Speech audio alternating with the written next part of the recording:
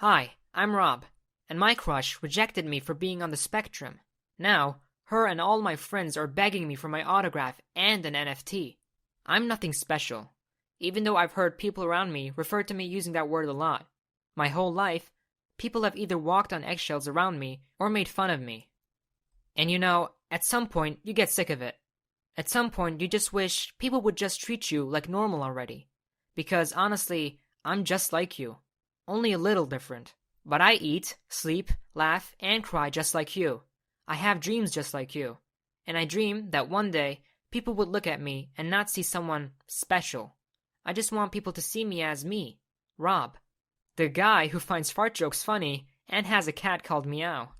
Unfortunately for me, I was born in a small town. And small towns have a tendency to be a bit behind the times. I can't blame them. But it kinda damaged me growing up around all that.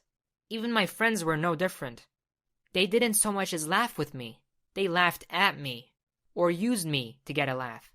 I loved hanging out with them because I really believed they were cool and they were nice enough to me. But every time, it felt like they were just sitting there waiting for me to say something inappropriate or embarrass one of the girls in our class. I'm really, really awkward. I don't know how to talk to people, much less girls. And I have no filters, see? And if you talk to me and I notice something, I will say it. Out loud. One time, a girl slapped me because I said her hair made her look like a wet poodle, and that her voice sounded like she was in a wind tunnel. An hour later, I made a teacher cry because I kept noticing that she kept making grammatical errors in her lesson. She couldn't help it. She was an immigrant, and English was her fourth language. I also mentioned that she should see a doctor about a mole on her face, which was growing rapidly by the looks of it. I swear, I never take any pleasure from seeing people get laughed at, but the people around me would just laugh, and I would get sent to the principal's office, where my parents would meet me and apologize for my behavior. I felt bad about that too, but I could never express what I felt, and I found it hard to understand why people cry or laugh or point. Why they found it odd when I'd state a fact. Why people took offense when I merely pointed out something obvious, and I could never understand why my parents ever had to apologize for me being me. That was when I got into playing online games. I filled my time with games because I didn't want to live in a confusing world. I needed to be somewhere I understood. Somewhere logic was a straight line, and there were no gray areas. I went on a deep dive. I escaped this confusing reality and instead began living a better life in the virtual ones. I got obsessed. And when a person with Asperger's gets obsessed, it's an all-consuming, all-encompassing obsession. I ate, breathed, slept virtual reality, and I found my first passion there, creating. In the real world, I'd always loved making things with my own hands. I would formulate an idea in my head, and with my bare hands, I'd make it a reality. That's why 3 years ago, my last obsession was 3D printers. When I discovered VR games, my real-world hobby became my virtual purpose. I began learning how to code and do graphic design. I began learning how to make art, in the virtual sense. I didn't like painting much in the real world. Once a brush stroke goes onto your canvas, it pretty much just stays there. If you make a mistake, you can hide it, sure, but I don't like mistakes. And even if I hide it so perfectly, I will know it's there. That's why I much prefer making digital art. If I make a mistake, I can just undo it. I started with making virtual maps. I loved creating worlds. And then, I started making mini-games for other people to play. But then, I noticed I was pouring too many hours for too little payoff. I'm impatient. So instead, I started designing VR characters. I based them off of real people. People I've already met. And then, I moved on to creating avatars of characters from my favorite books. It was around that time that I got introduced to Clarissa. Clarissa had long, flowing, silky hair, and she had the prettiest eyes. She was one of my friend's older sister. I met her during our graduation. I didn't understand the feeling I got when she would look at me, but eventually, thanks to the internet, I figured it out. And from then on, all I could think of was Clarissa. I even got to the point where I would have stayed in the real world and neglect the VR world just so I could be in a place where Clarissa existed. And then, it hit me. What better gift to the perfect girl than her own virtual self? That would be the best way to break the ice with her, I thought. And if she existed in the metaverse, I could talk to her there. I could tell her how I felt there. And in there, I could stare at Clarissa all day without being in the real world.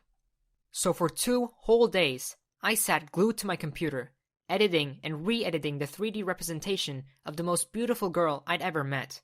I ran the moment the bell rang that day. I walked quickly from school to Clarissa's house, and I knocked really loudly just to make sure someone heard me. When Clarissa's dad opened the door, I blurted out, "I'm here to see Clarissa, sir. I think your daughter is the prettiest girl in the world, and I would like to talk to her, please, if you don't mind." It took a few minutes longer than I'd hoped, and I heard her dad trying his best to make her go out and see me. But Clarissa eventually appeared before me. "What is it?" "Hi, I'm a friend of Jimmy's, and I wanted to give you a gift. But what gift do you give a girl who's perfect? So I made you an avatar to play in a perfect world. It's a VR world." What? I must have talked for an hour straight, because at the end, Clarissa's eyes were watering, and she kept looking at her watch. Her dad also came to the door and told me they were about to eat dinner.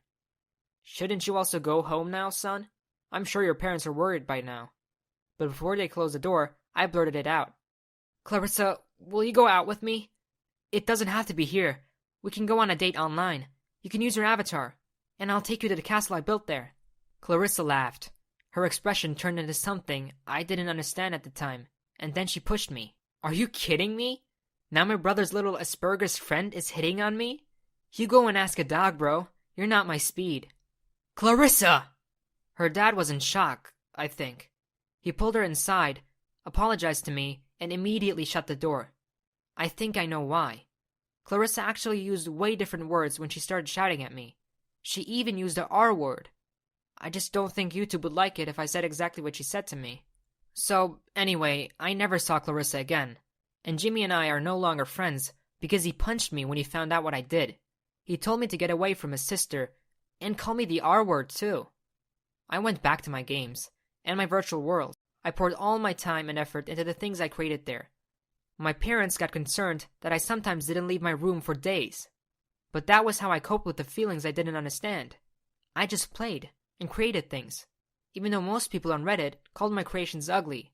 But one day, non-fungible tokens became a thing, and I got really good at making them. I became sort of a legend in the game I was playing, and one day, I sold an NFT for $100,000. I got on the news. I was everywhere. I kept getting lots of mentions and people were flooding my Reddit inbox. All my NFTs went up in value.